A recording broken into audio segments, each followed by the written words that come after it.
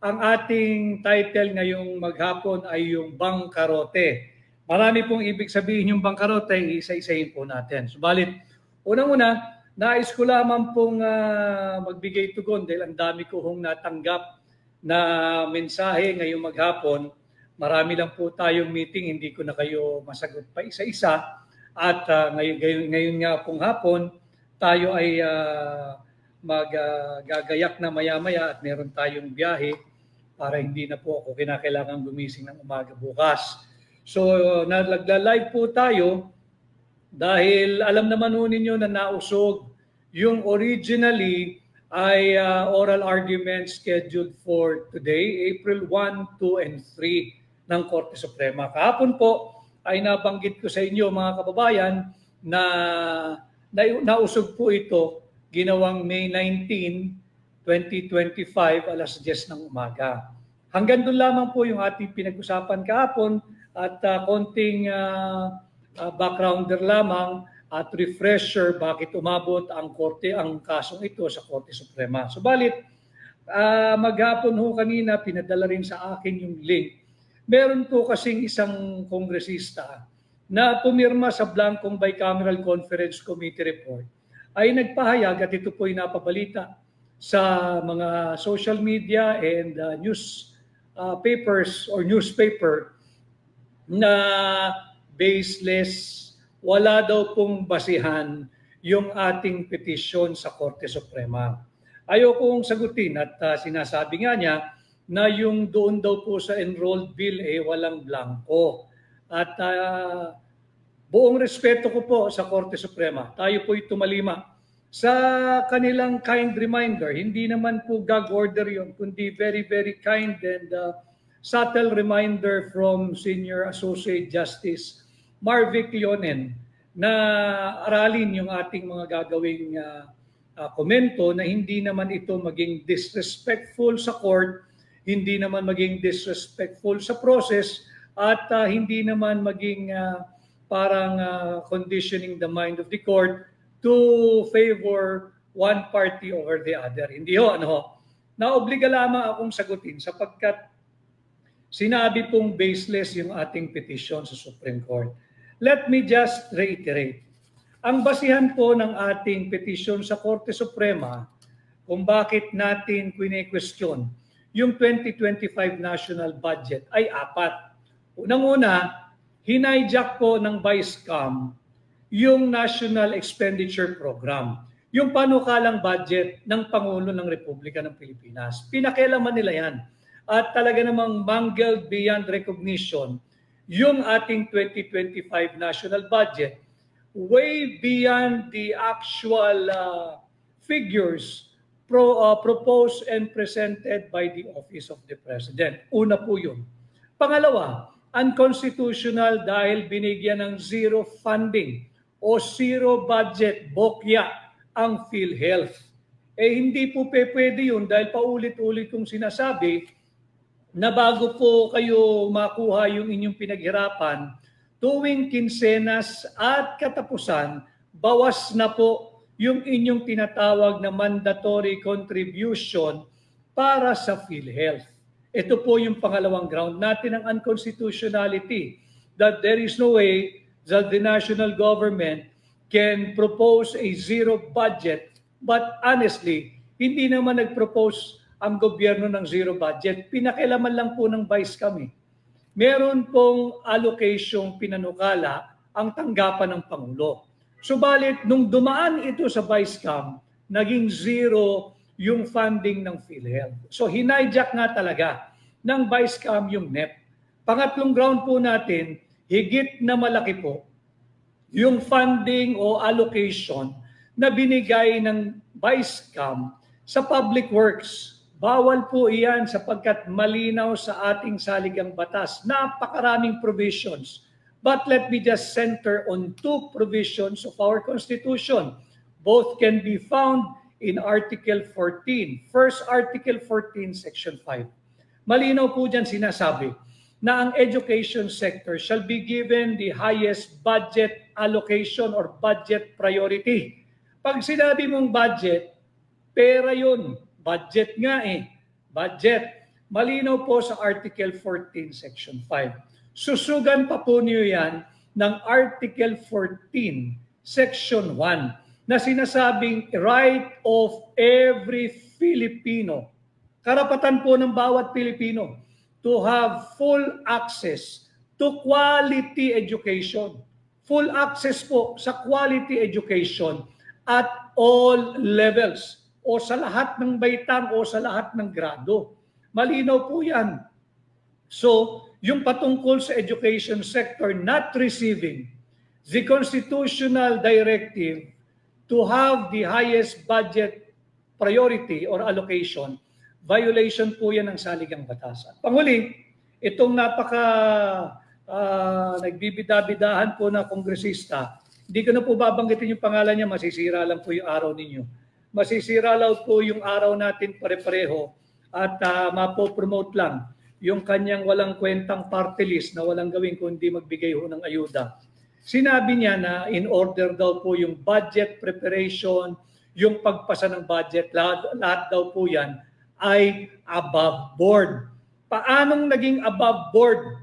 Isa ka pa, miyembro ka ng Bicameral Conference Committee, pumirma ka sa blankong Bicameral Conference Committee report. Kaya naman, again, with all due respect to our Supreme Court, sapagkat sinabi naman po sa maraming desisyon din, the media and the public has the right to know informations and matters concerning public interest. Such as ano na ba ang estado nitong kaso natin for the declaration of the invalidity and unconstitutionality of the 2025 national budget. Malinaw po yan. That the public has the right to have access to legitimate information on all matters that is imbued or invested with public interest without fear of any punishment or without subject to prior restraint.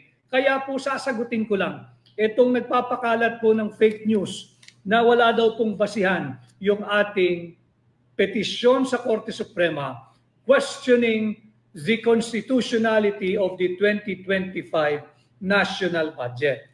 Ito po kasi yung pinagmulan yan. Ulitin ko, pakita ko lang po ulit yung Bicameral Conference Committee report. Ito po yan. Pirmado, nakita naman ninyo Pirmado. At ang nandito po ay napakaraming blanco. Para lang pangit kasi na magpag-gaslight po tayo Yung pahintulutan natin sila na bilugin po ang ulo ninyo. Pagamat ngayon po ay April 1, I do not want you to be fooled by any member of Congress na lumalabas sa pahayagan na wala daw pong basihan yung ating petition pending before the Supreme Court. Ayan po, linaw-linaw, minarkahan ko na nga po, blanco Diba? Blanco yan There are 18 items na blanco. Hindi ko na po ipakita sa inyo lahat. Just some so that to refresh your memory at i-debunk po natin yung fake news ng mambabatas na yan. Member po ng party list yan na walang ginawa kundi mamigay po ng ayuda. Tatalakayin din natin bakit bangkarote yung title natin ngayon.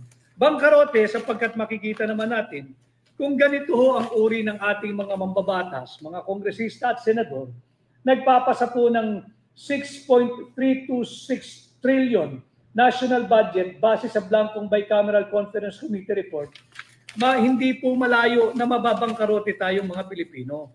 At pag wala na po tayong pera, mangungutang po ang gobyerno. At pag nangutang po ang gobyerno, babayaran po natin yun. Babayaran po natin yun sa pamamagitan ng ating mga buwis. Ito pa para lang makita ninyo. Para lang makikita ninyo.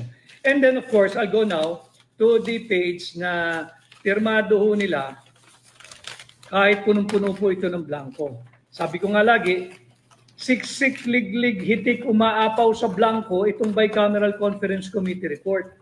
At kaya tayo ay nagtungo na sa Korte Suprema para matigil na po itong malpractice na ito na pagsasalaula sa ating saligang batas. Hindi po natin ito dapat pahintulutan dahil pera po nating mga Pilipino ito Hindi po private money ang budget. Ito po'y pera nating mga Pilipino. At yun nga Sa kabila ng panay blanco itong Bicameral Conference Committee report, ito po'y pinirmahan ng mga miyembro ng Bicameral Conference Committee. Tungo po tayo rito Sensya na. At napakaraming pahina. Although I folded those that are relevant to the case and to my public discourse with you, mawala Anyway, naipakita ko na po sa inyo itong mga blankong ito at pinirmahan po nila yung mga signature page, and this final approved, ratified, and filed Bicameral Conference Committee report, na-file po yan December 11. Na-file po yan sa House of Representatives Bills and Index Service. Kahit po ito ay blanco, pinirmahan po ito ng mga miyembro ng Bicameral Conference Committee report mula sa Senado. Kaya nga po yung notice kahapon ng Korte Suprema, pinatatawag po at hinihingi ang presensya ng chairman ng Committee on Finance ng Senado na si Senadora Grace Poe. On the part of the House of Representatives, pinatatawag din po ng Korte Suprema at required ang presensya nung congresswoman po ng Marikina, yung Stella Kimbo. Yung nagsabing wala daw pong blanco nung simula at nung ipinakita na namin at nagkaipit-ipit na, ang itinuro, ang inilaglag ay yung mga miyembro ng Technical Working Group ng Bicameral Conference Committee report na empleyado po ng Senado at ng mababang kapulungan. Kaya po sa pagdinig na gaganapin sa May 19, pinatatawag po ang presensya ni Senadora Grace Poe, ni Stella Kimbo, at yung mga miyembro po ng Technical Working Group, parehas ng Senado at ng mga mababang kapulungan. Kawawa po, hindi naman po sila talaga ang layunin natin dito na maihabla, subalit sila po ay sinasangkalang. Tandaan ninyo yung news report ni Congresswoman Stella Kimbo na ituloy po yung ministerial at ang naglagay daw po ng mga halaga sa blanco ay yung mga empleyado ng Senado at ng mababang kapulungan na miyembro ng Technical Working Group. Bawal po yun. Hindi ba? Falsification of legislative document po yan. At usurpation po yan ng legislative authority. At violation po yan ng Anti-Graft and Corrupt Practices Act. Kawawa yung ating matitino at tapat na mga manggagawa sa Senado at sa House of Representatives. Wala naman silang pakinabang dito sa budget na ito Kaya kagaya po ng aking laging sinasabi, ang punot dulo, ang ugat, ang simulat katapusan ng kahirapan ng Pilipinas ay ang korupsyon na nag-uugat sa ating taunang budget. Ngayon, balikan po natin yung nagpapakalat ng fake news. Dahil isa po ako sa petitioner dito, kami po ni Congressman Sid Ongab, wala raw pong blanco yung Bicameral Conference Committee report. Naipakita ko po sa inyo. At sinasabi niya na yung daw pong enrolled bill doctrine, may nalalaman po itong enrolled bill doctrine.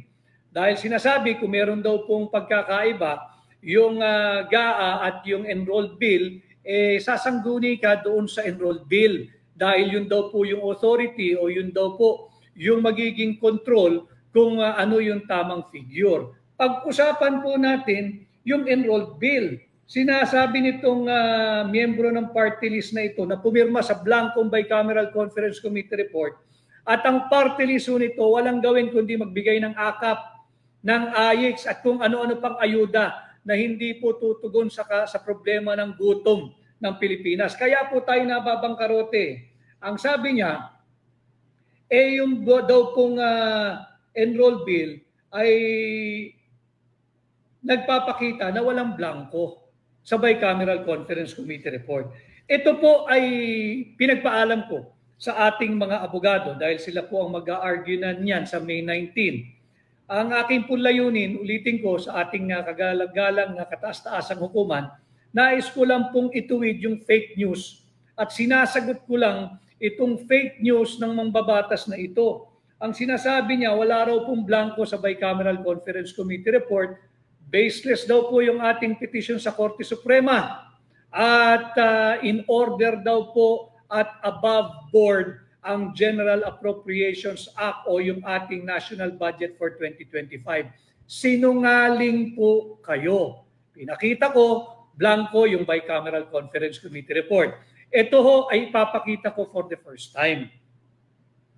Ito po ay, nagpaalam ako sa ating mga abogado, humingi po ako ng kopya. Ito po yung tinatawag na kopya ng enrolled bill. Yung binibida niya, wala raw pong blanco. Pakitingnan niyo po maigi. Ito po ay sinertify. Ito po ay receive din nung araw ng maliit eh. Ito po ay na-receive noong January 27. Ito po yan. January 27, 2025. Receive ng House of Representatives Archive Section. No? Yan.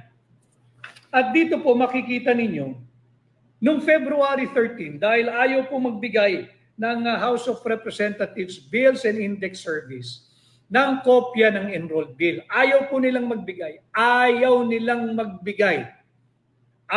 magbigay. Hindi raw po sumasang-ayon yung SecGen. At yung SecGen, kinakailangan pa raw pahintulutan o kinakailangan daw po humingi ng pahintulot sa Speaker of the House. Wala tayong aasahan dyan. Cover up nga eh. So itinuro po tayo, sinabi din ito ni Stella Kimbo, na magtungo daw sa archive section at makikita daw doon yung enrolled bill at walang blanco. So sinunod po namin yung kanilang payo dahil masunurin po tayo, nagpunta po tayo dyan sa archive section. Humingi po tayo ng kopya at pina-certify po natin. Certified po ito eh. Ayan o yung bilog, pakitingnan po ninyo. Dahil ito'y certified, ayan, certified po yan. Ilang pahina po, yung pinili lang po natin. Certified po yan dito sa itong bilog na ito. Certified po yan. Certified din po ito. Makapal po yung enrolled bill. At yung pinaka-importanting pahina, para talagang patunayan natin, kasi mahalaga sa amin ang aming karakter, ang aming integridad, ang aming dangal. Kaya aking pinapasinungalingan itong fake news ng kongresista na nabibilang sa isang party list na walang gawin kundi magbigay ng ayuda. Pahirap po sa bayan yan. Ito, kayo na humusga. Certified po yan. Certified po yan. Certified po yan. Ano nakikita nyo? Walang pirma. Yung Secretary General ng House of Representatives. Wala pong pirma. Yung Secretary ng Senado. Wala pong pirma. Yung Senate President. Wala rin pong pirma. Yung Speaker of the House. Hindi po namin gawa-gawa ito. Certified po ito. Certified po ito. At wala po kaming control sa ahensyang ito sapagkat ito po'y nasa ilalim ng House of Representatives. Kaya ako po'y pinapakita ito, nais ko lang ituwid yung pagsisinungaling ng mangbabatas na yan. Alam mo ninyo dito sa ating pahina, kaya po ako nagkakaroon ng diretsahang ugnayan sa inyo para po may makuha kayong tamang impormasyon.